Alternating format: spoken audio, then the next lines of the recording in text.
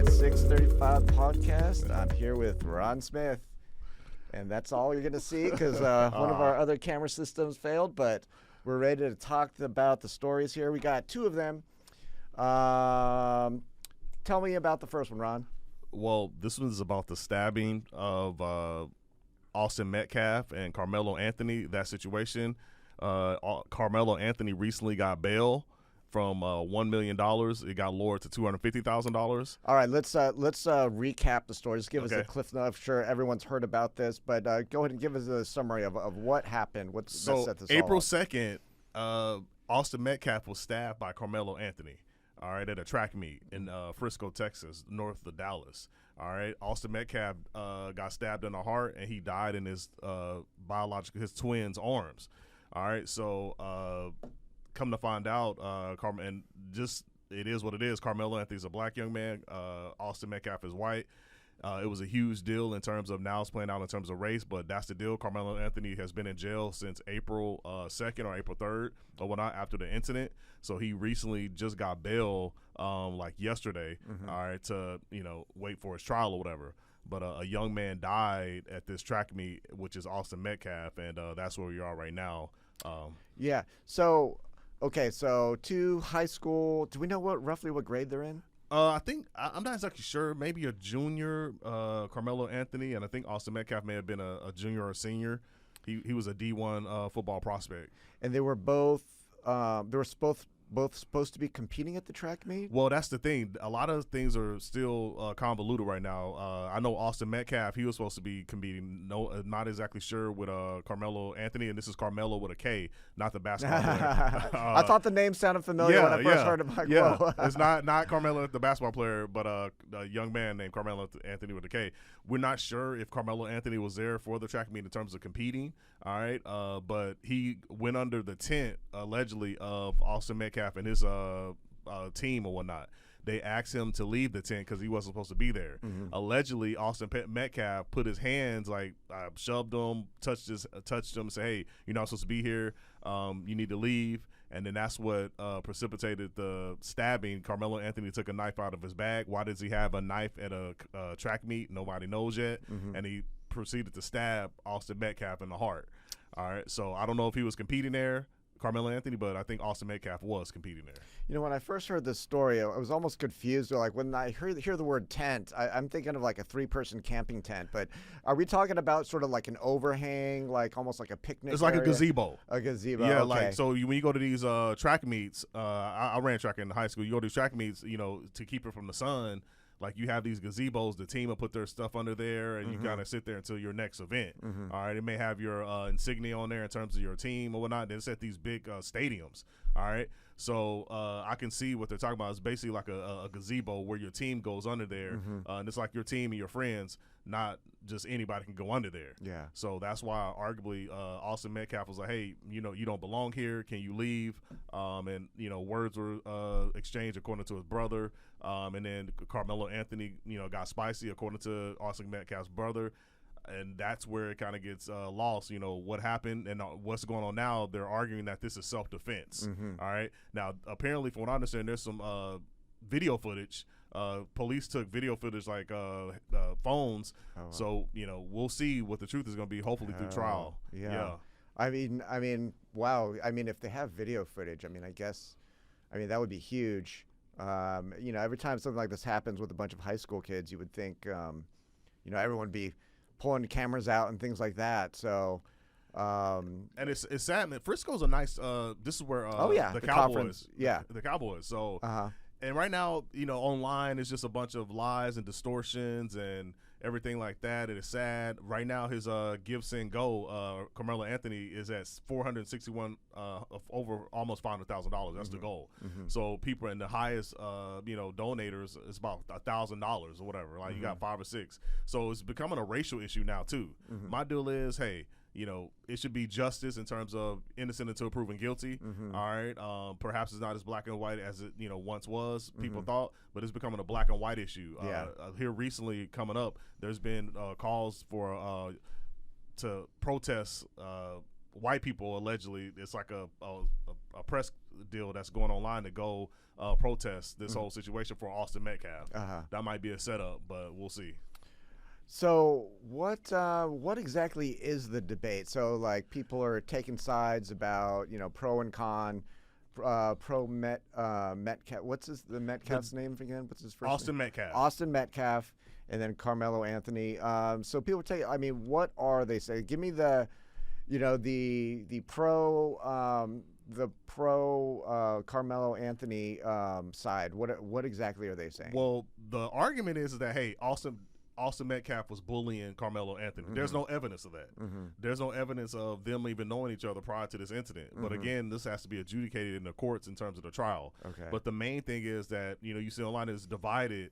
Oh, well, Austin Metcalf, he shouldn't have put his hands on him or whatever. Okay. And he was bullying him or whatnot. So therefore he was protecting himself. They are, when I say they, the media, social media, Austin Metcalf, not Austin Metcalf, Karmelo Anthony's, representation. They're arguing that this is comparable to Daniel Penny in New York. They're arguing that this is comparable to what's the guy in Milwaukee? I forget his name. Who shot and killed? He got off. Kyle Rittenhouse. So they're saying, hey, well, he's defending himself. This is self-defense. And the lawyer yesterday was like, hey, everybody has a right to defend themselves, but there's no evidence that he was being bullied. There's no evidence that he was defending himself. Yeah. Why would you have a knife at the in your backpack at a track meet? Yeah. That's a weapon. Yeah. I mean, and a lot of it comes down to, he says, if he's defending himself, was he trying to flee? Was he not to take sides, but I do remember watching that Rittenhouse video where he was running and he was being chased down. Yeah. And so, I mean, hopefully either the video comes out or the police can look at the video. If he, in fact, was trying to run away, I guess we'll have to see. Has there been any evidence that Austin actually did put hands on him? Has that been verified? And this is the thing, Albert. Like, no, from what I understand, no, it has not been verified. What happened is, as soon as this transpired and it started getting a lot of traction nationally, you saw this campaign online. And there's some conspiracy theories, but there's a campaign online to paint Karmelo Anthony as he's a sweet kid. And this is tragic for everybody. These are young people. A young person died. I don't care what color you are. A young person's died. A young person killed another young person. His life is, gonna not be the same. So it's bad for everybody, regardless of race. But there's been a racial divide in terms of trying to make it seem like that Karmelo, he's such a young, great guy. He shouldn't have, been bullying him, and they put his hands on him. There's no evidence of that.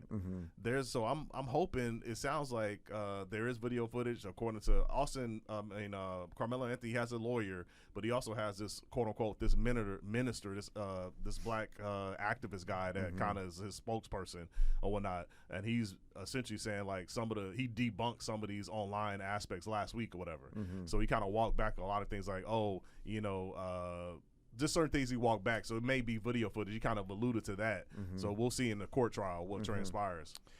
Yeah, and it seems like a lot of it is, I don't know about how the legalities of it is going to turn out, but I think questions gotta come up of what was Karmelo Anthony doing in the tent in the first place, right? Yeah. So I don't know, how much that would come into play if that could be talked about, but it does seem a bit strange, and I think that would work against his ability to say, he was defending himself. I mean, I guess the counter narrative, they're going to say he was looking for a fight, is what the prosecution might say. My deal is, I just want to know, and they're painting. So today was a press conference with Karmelo Anthony, his spokesperson, his activist guy. And he was upset that Austin Metcalf's dad came to that press conference to listen to. He called that disrespectful, right? So there's a lot of racial animus in this, and also the spokesperson, he's like a BLM activist and all this stuff. Okay, whatever. But he was just saying how black people have been oppressed in this country for so long, and this and that, and there's a lot of racial fuel on this. So my hope is that, hey, yes, Austin, Karmelo Anthony, he should get a free, innocent to proven guilty, a fair trial. But at the same time, there's a lot of racial tension in there. So I'm hoping, because the judge that gave him, and this is what's going on online, the judge that lowered his bail from $1 million to $250, she is a black woman, right? So people are upset, like, oh, she's a DEI hire, which she's not. That's fair, all right, from $1 million to $250,000. So race is just in this, and it's unfortunate. And Austin Metcalf lost his life. A young person is in jail, and he's out now, and his name is going to be sullied, and it's sad, period, regardless of race. But, I'm going to keep my eyes on this for sure, because who knows where this is going to go. Yeah, so they lowered the bail, and so what else? What are some other details that have come out recently? They lowered the bail, and Karmelo Anthony is free now? Karmelo Anthony, I think she gave him an ankle monitor. All right, Okay. He's on an ankle monitor right now. I'm sure perhaps his movements are restricted, but he's just waiting trial. But other than that, there's no major details. And right now, what came out this week, and again, you got to be careful, because some of this apparently. The money was used for Gibson Gold for his parents to buy a house and to buy security. But from what I understand, they haven't touched the money. But the argument is that money is being used, that they're raising on Gibson Gold to protect them, which I can understand. I mean, you need security because this is a really high-profile case or whatnot. Did they buy a new house? That's up for grabs. There's been a lot of questionable things that have been pushed on social media for both left and right. To have their points get across. But my argument is that somebody died, and there's no conflict resolution for young people as far as hey, if you do have a disagreement, you need to talk that out. Not, the first thing you do is just for me touching you, not that I punch you, not that I, kick you, but even if I lay my hand on your shoulder and say, hey man, you got to get out of here. Does that justify me taking a knife out and stabbing you in the heart? Yeah, that's that's gonna be a tough. That's going to be a tough sell. I mean, maybe I'm trying to think of the best case scenario for the defense is, I guess there were other people there. Yeah, for sure. So maybe, was he surrounded? Was there a crowd of people jeering at him? Is there enough so that somebody could be scared that they're going to get ganged up on or something like that? Maybe, that might sort of, change people's perceptions, I guess. There's cameras everywhere. You're in this field. You're in this on this football field. Basically, this is a nice stadium. There's cameras everywhere. So I'm telling you, there's gonna be video footage, and somebody's gonna have egg on their face when it comes out. And I could see that in terms of them probably surrounding him, and there may be a way that he's afraid of himself, afraid for his life, or something of that nature. I can see that, but then you got to ask yourself, why are you bringing a knife? Why do you have a weapon in your backpack? Yeah, that's what I don't understand. And they asked the lawyer that 3 days ago, and he said, well, that's going to come out. He didn't want to answer that, the defense attorney. So we'll see why he had a knife in his backpack at a school. Yeah. You see what I'm saying? So, Yeah, I mean, who knows? Maybe they could say that he was worried about somebody else, so he just happened to have it there. Maybe not targeting Austin or not this team or something. We'll have to see what their argument's going to be. Some people say that he felt disrespected, Karmelo Anthony, so it's part of the disrespect culture, you don't, the rap culture, the hip hop culture. I want to be fair because white kids listen to hip hop as well, but at the same time, there's a lot of narratives out there in terms of why Karmelo Anthony did what he did. He disrespected me, so I'm gonna do X, Y, Z. But my deal is I just want him to get a fair trial. I don't agree with him stabbing that person in the heart. If it was self-defense, fine. But two young people are in a bad situation. One is dead, and the other one, his life is ruined, arguably for the rest of his life. And it's a sad situation, man. No conflict resolution skills. The mom's at the conference crying. She looks young or whatever. It's very sad. But for the guy to say, "Hey, tell the dad you shouldn't be here," is disrespectful. Like, his son is dead. I mean, this press conference is open for anybody. So yeah, very disrespectful in my view. Yeah, and we'll see where this goes. It looks pretty nasty. Let's hope doesn't get worse, but we'll see. Yeah, I'm definitely keeping my eye on this, man. So this is a national story. It's gonna stay national too, and it's a firestorm online right now on X for sure. Alrighty, switching gears now. We got Mark Zuckerberg back in the news this time. What is he in the news for this time? Meta is being sued by the FTC, Federal Trade Commission, because the Federal Trade Commission is arguing that they are a monopoly. They own Facebook, they own Instagram, and they own WhatsApp, right? So the argument is that Facebook is basically buying up their competitors, right? And they are not allowing people to compete in that marketplace. Yeah. On the other end, Facebook / Mark Zuckerberg said, hey, we got plenty of competition. They say TikTok, which is not even around right now necessarily, the YouTube, which is part of Google, and they got in trouble today, and Snapchat and X. So they say, we got plenty of competition, but, that's not still up for interpretation. Okay, I see. So the question is Facebook, so she was up there, and basically the big question is it a monopoly? And then if so, what steps could be done? And so apparently Mark Zuckerberg wants to first establish they're not a monopoly. Correct. So what's your take on that? Well, I think I'm not a huge. First of all, I want to be fair. I'm not a huge Mark Zuckerberg fan. I'm not a huge Facebook fan, even though I use it. Do you think he's human though? Mark Zuckerberg. People have been talking about how in the past year or so, either he's changed or his marketing team is trying to change his image because he has different haircut and he's got this sort of necklace around his neck, and he's wearing sort of like more casual clothes. He's pumped up. You know what I'm saying? Yeah, he's doing martial arts and, hanging out and, he's trying to be MAGA, you know what I'm saying? That's pretty much what that's so, the main thing. I remember wondering has he reached the point where he just has FU money and doesn't care, or is this a carefully cultivated image change to seem human and maybe in touch with Gen Z? I mean, I would think all those matter. All those are a part of it. So my deal is Mark Zuckerberg, he's a scumbag in my view.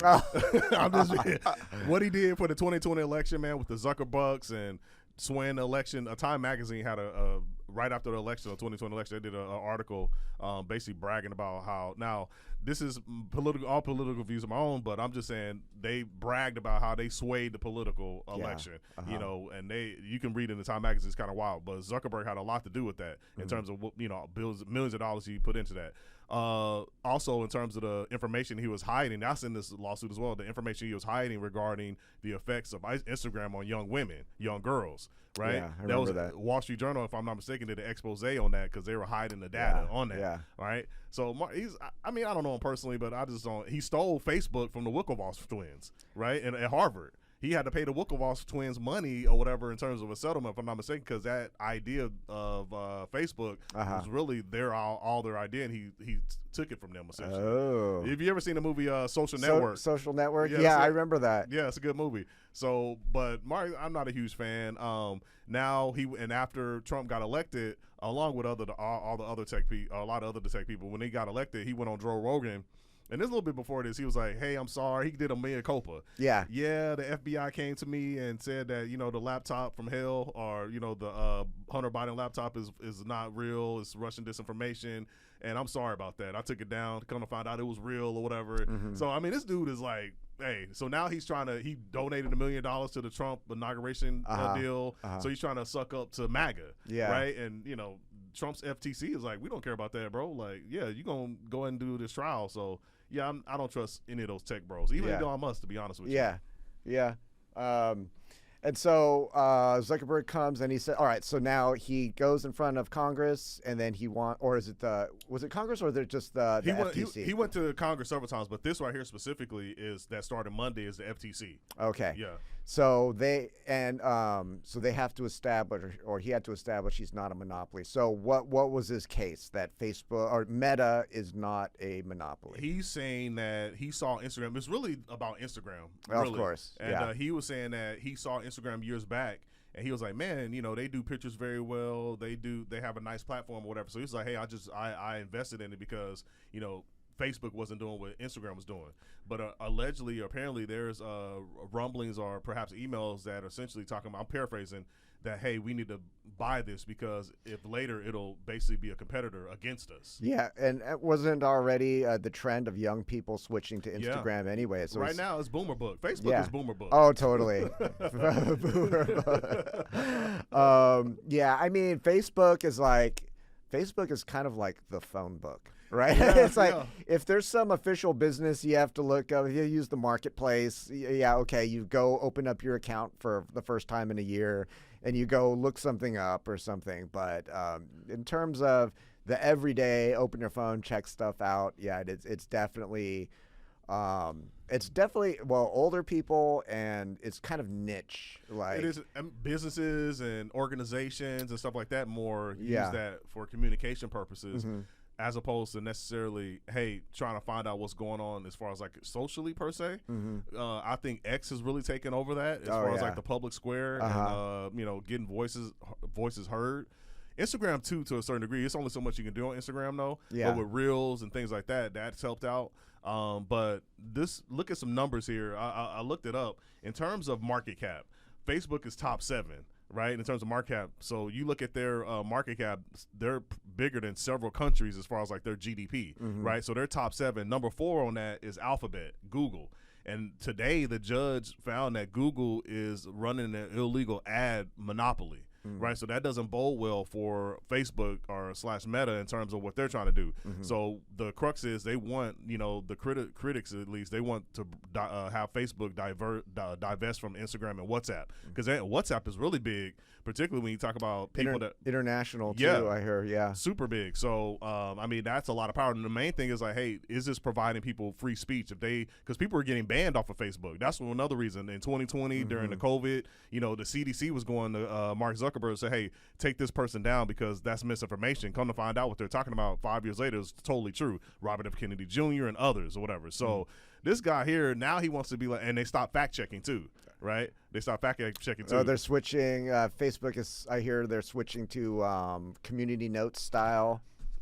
And everybody know, or at least some people know, at least many people know that the fact checking is kind of the third parties, they're questionable too or whatnot. But according to NPR, of course, they say, oh, they're trying to placate and, save face for the Trump administration and stop fact checking, right? So, I mean, to me, he's backtracking like Mark Zuckerberg or whatever, because he knows probably the jig is up or whatever. So he's like, all right, let me back, and try to make it seem like I'm doing stuff or whatever to be good to the Trump administration. He bought a house recently in Washington, D.C., not too far from the White House, $20 million or so, maybe because he has to be in a trial or whatever, but he's been having meetings with the Trump administration several times since Trump has been in office. So, I mean, it's just kind of squirmy behavior. But I don't know how I feel about breaking up Facebook per se, because who's going to get Instagram? Are they going to be on their own? And the same thing with WhatsApp. Yeah. I wish I could see those numbers. I wonder what's bigger, Instagram or Facebook? Like if you ask Zuck, you could only choose one, what would it be? That would be an interesting question. I think they have different functionings though. Facebook and Instagram, different functionings. Because now when I go on Facebook, it's about the marketplace really selling stuff. I mean, I have a Facebook, and then you have Messenger. That's different in of itself. That's true, Messenger. So I mean, they both have their different, like you said, niches. Another use is for local stuff. Like there's always a group called Talk Around, and then insert the name of the city. I live in Dickinson, so Talk Around Dickinson or Talk Around Alvin. And people just talk about what's going on. So like a lot of times I kind of want to know what's going on with, like, oh, there's a restaurant closed. What's going to go there? Or there are a bunch of cops around. What happened? And nowadays we don't really have local news as much anymore. So, that's a nice niche to have, where you have basically neighbors sort of belonging to some group on Facebook. Or even lost dogs. Like, because we follow these things. I'm like, oh my God, I saw that dog, and we'll post it up, and then somebody will find, So that's definitely a use for it. That's true. Our neighborhood has a Facebook like thing or whatever. They tell us what's going on in the neighborhood in our little community. Hey, the pool's open, this or that. So that is true. Yeah. Right. And then like our Sugarland police. I live in Richmond, close to Sugarland. So we follow Sugarland police, and they tell us, hey, there's a wreck here or whatever. The lanes are closed, things like that. So that's how far Facebook has fallen. No, it's very, yeah. I mean, it's very utilitarian. It's it's lost the fun edge. But dude, think about this. The company's worth $1.3 trillion. Think about that. Are we talking about Meta? Meta. Okay. Meta itself. So $1.3 trillion. All right. And they say, if you lose Facebook, if you lose Instagram, just alone, and keep WhatsApp, that's going to take a big hit because a lot of their advertising is on Instagram, what they said in terms of Meta. So then you got Meta glasses, you got, what's that? The Metaverse. He owns Oculus as well. Yeah, and he's got he has his own AI. I forgot the name of his AI company that he's trying. I guess Meta AI. They're not doing that great, but he's definitely. I'm all for capitalism, but at the same time, and then one of the main things as well is like it's the voice or whatever. Like I said, like that's the online social platforms are now the new public square, right? And perhaps it's like having a cell phone or whatever, a telephone in terms of utility. All right, so it's pretty crucial for people to have that. All right, in terms of getting their voice out and getting their mindset out. So, if you have this power to be able to like turn people on and off. Based on political aspects or based on what the government is telling you to do, that's kind of dangerous, if you will. That's why I would argue people are kind of upset with Elon Musk because they're like, he owns X or whatever. Because the corporate media, they don't like this, right? They're dinosaur media. So I was talking to my students about that today and looking at numbers. So, I don't know. We'll see what the deal is with Zuck, but we'll see how long this trial lasts. And what was you made a reference? He spent time talking about TikTok. What was that? What was that about, and what role did that play? So they're saying the government is saying, hey, you're a monopoly, right? You are not having competition, but Zuckerberg's people are saying, yes, we do have competition. Our competition is TikTok. Our competition is Snapchat. Our competition is X, YouTube, right? So we do have, and he said others, so we do have competition. They're trying to make it seem like that they're not the only one that is in that particular field, right? But that still has to play out. And the interesting thing is, who's going to be the judge? Jeb Bosberg, whatever this guy's name is, that the Trump guy, that is, giving Trump a hard time. James Bosberg. How he keep getting these big time cases, I don't know. But so he's got to be adjudicated, if I'm not mistaken. But does Facebook have or Meta have competitors? We'll see. I would say out of that particular deal that they said, I would say X is probably their biggest competitor, right? Maybe as far to as Instagram. To Meta and to Meta overall. When I say Meta, you got those three aspects combined. Yeah, X is almost like a cross in terms of its function. It's a little bit of a mix of Facebook and Instagram, right? There's a lot of like quick news stuff. It's useful for news, YouTube but also, too. Oh yeah. Well, YouTube is more longer form. I wouldn't go to YouTube to find out, is the pool open over, Well, because in terms of it depends on what you get as far as like if you get premium. I got premium on X, so you can like stream stuff, whatever. They have shorts now. Yeah, so I don't know. But yeah, I get you. X is kind of becoming more diverse as well. Yeah. And so, and then Zuckerberg, I remember, I think I saw a chart where he showed that during the temporary outage of TikTok, there was like a surge of Instagram usage, right? And I was wondering why is he talking about this? But I guess in this context, he's trying to show that there's so many people who are using TikTok instead. And then to prove that, he looks at a time where TikTok was shut down. And he says, oh, look at how many people who could go to us, and they went to us, but once TikTok was back up, those people disappeared, right? So so that's sort of his proof that it's competition. Yeah, we'll see. As far as competition, I'm sure there is, but as far as like at what level, I don't know if it rises to the notion of I'm not a monopoly type aspect. But Yeah. you know, and Snapchat is kind of, I have a Snapchat, I'll be on there every now and then. It's just kind of like, you know, it's not as smooth as I would like it. It's not as many functions perhaps. So, you know, his lawyers are just throwing stuff and seeing what's going to stick or whatever. But, you know, we'll see. And it's also, you shouldn't put too much on TikTok because, I mean, I don't know. What if TikTok actually does get banned or, you know, doesn't China refuses to sell it? Yeah. Well, then there goes Zuckerberg's defense. Now he's going to be a little more of a monopoly. Right. And that was interesting. This was like, what, 2 days ago that this happened on Monday for him to throw out TikTok. I'm like, right now, TikTok is banned. I don't know. I've never downloaded TikTok, so I don't know if it's still working or not. And with the tariffs or whatever, who knows? Like you said, if China is gonna, because from what I understand, particularly after the whole tariff situation with China, from what I understand, China's saying, hey, we're not gonna divest or sell, you know, TikTok, because Trump put a 90-day pause, if I'm not mistaken, because it was supposed to be stopped here relatively recent. So I don't know what the guy's saying, because he was on the chair. He was being not interviewed, but what is that? You know, cross-examined or whatever. He was in the witness chair or whatever. Zuckerberg.